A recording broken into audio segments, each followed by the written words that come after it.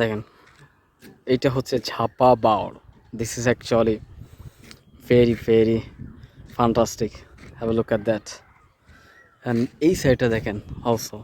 বাউলটা basically যেটা হয় মানে একটা গ্রামের চারিপাশটা ঘুরে হয়। সো এটা একেবারে চারিপাশটা ঘোরা। এই গ্রামটাই হচ্ছে এর ভিতরে, অর্থাৎ একটা দ্বীপের মতো।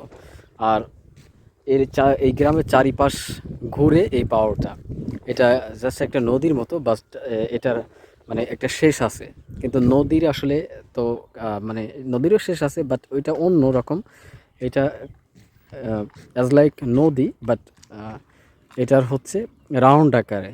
এবং পাশাপাশি আরও একটা বাওড় আছে যেটা বলা হয় খাজুরা বাওড়। এটা হচ্ছে এই বাওড়টার অপোজিটে ওই সাইডে।